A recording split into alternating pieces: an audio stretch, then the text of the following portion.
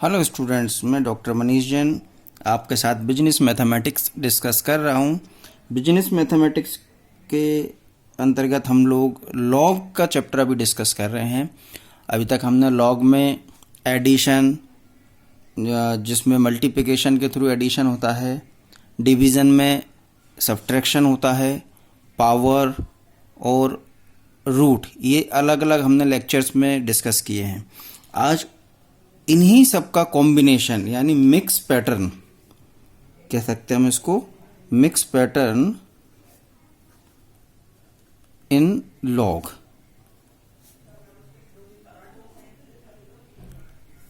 Mix pattern के question, जिसमें mix pattern का मतलब यहाँ पे सिंपल सा है कि इस तरह की प्रॉब्लम्स जिसमें सभी प्रकार के फॉर्मूले अप्लाई करना हो। ठीक है, एक आध हम एग्जांपल देखते हैं, क्वेश्चन समझते हैं, उसमें हम कोई प्रॉब्लम में सभी प्रकार के किस तरह से फॉर्मूले को अप्लाई करते हैं इसके बारे में डिस्कस करेंगे। एक एग्जांपल हम ले लेते हैं, पहले एक इजी एग्जांपल के थ्रू इसको समझते हैं, फिर एक और कॉम्प्लेक्स एग्जांपल लेंगे हम। Suppose the number is given 2.38 2.38 into 3.901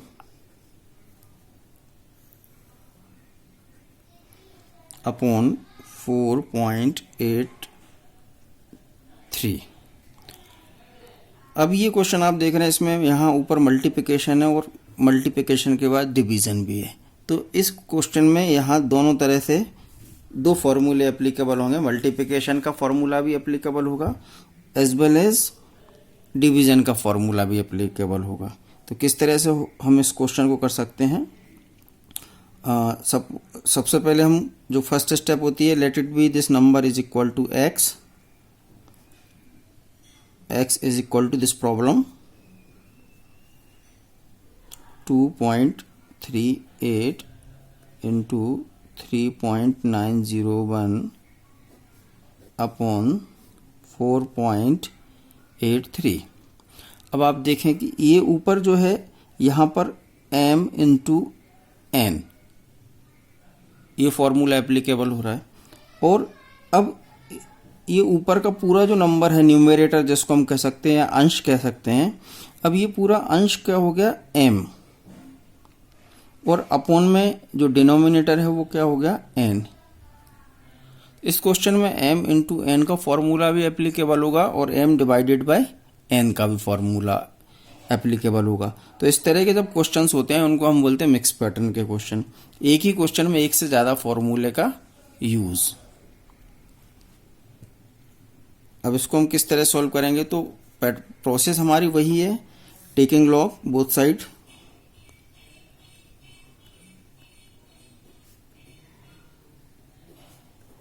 दोनों तरफ लॉग लेने पर, जब दोनों तरफ लॉग लेंगे हम तो ये हो जाएगा आपका log x is equal to log 2.38 into 3.901 upon में 4.83। यहाँ पे हमने log ले लिया।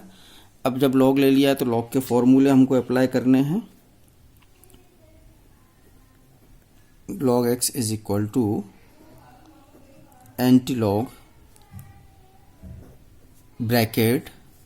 अब देखें, जैसे मैंने आपको यहाँ बताया कि ऊपर का जो न्यूमरेटर पार्ट है इसमें m इंटू एन का फॉर्मूला अप्लाई हो रहा है।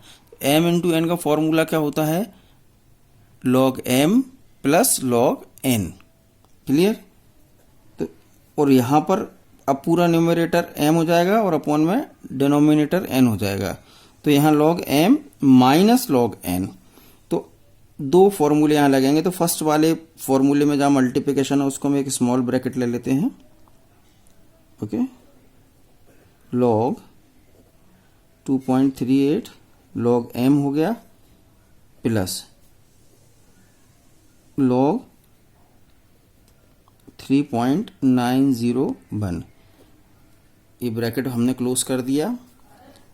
log m into log n यानी log m plus log n अब ये होल जो ऊपर का न्यूमरेटर है वो m हो गया, तो ये m हो गया, ये कंप्लीट क्या हो गया, log m minus log n। m upon n क्या होता है, log m minus log n।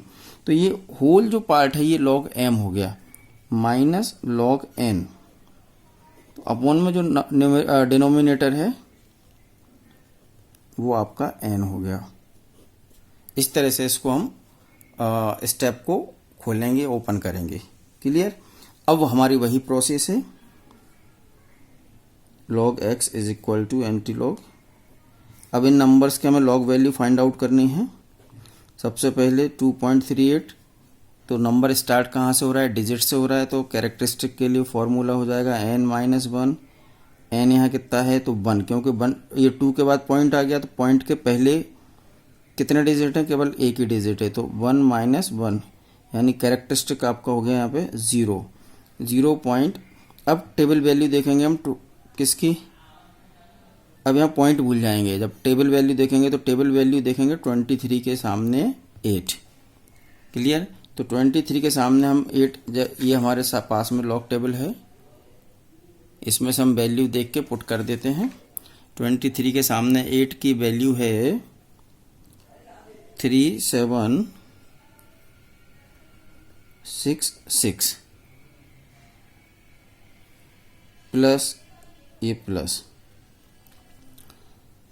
log 3.901, इसकी वैल्यू निकालनी है हमें, log वैल्यू।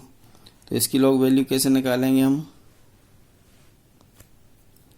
तो सबसे पहले कैरेक्टरिस्टिक, तो इसमें भी पॉइंट के पहले एक डिजिट है, यानी डिजिट से स्टार्ट हो रहा है, n माइनस 1, n कितना 1, 1 माइनस 1 किया तो आपका 0 कैरेक्टरिस्टिक यानी पूर्णांश कैरेक्टरिस्टिक के बाद पॉइंट, टेबल वैल्यू 39।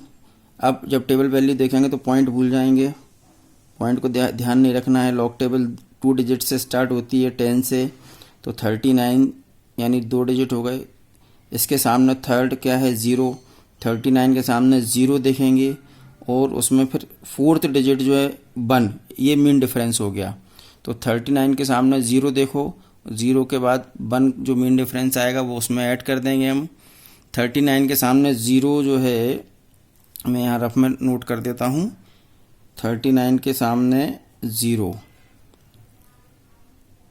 यह है आपका 5911, ये लॉग वैल्यू है हमारी। 39 के सामने 0 की वैल्यू 5911, मीन डिफरेंस जब 1 का हमने देखा जो कि ऐड करना है, ये आ रहा है आपका 1, तो इस तरह से आपकी वैल्यू हो गई 5912। इस मैंटिसा की वैल्यू को यहाँ पे हम पुटअप कर देंगे 5912, ब्रैकेट क्लोज। अब देखिए 2.38 की वैल्यू आपके सामने आ गई 0.3766, 3.901 की वैल्यू आ गई 0.5912। अब ये माइनस में तो log 4.83 की वैल्यू फाइंड आउट करनी है।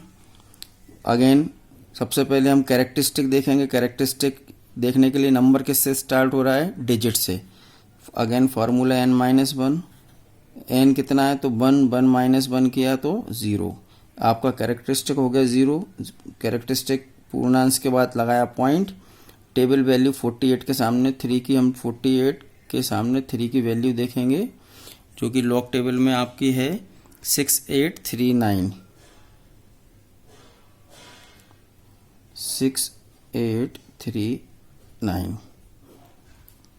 ठीक है।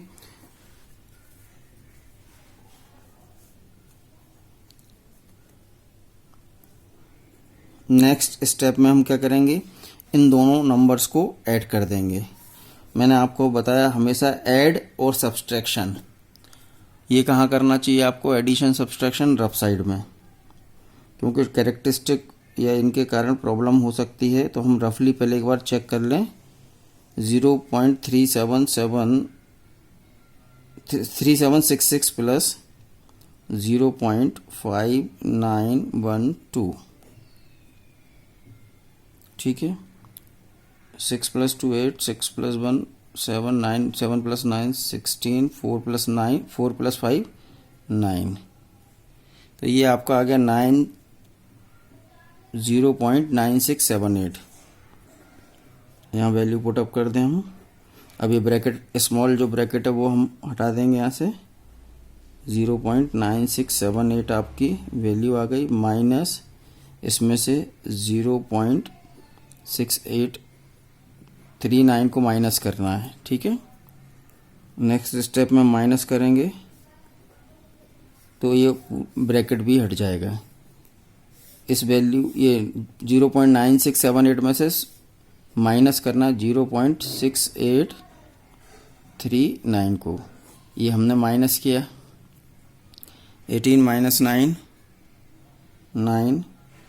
18 कहाँ कब हुआ, जब यहाँ से हमने 1 क्रेडिट किया। ये हो गया 6 6 - 3 3। अब अगेन 6 में से 8 नहीं माइनस होगा तो यहाँ से क्रेडिट किया तो ये हो गया आपका 16 16 - 8 8।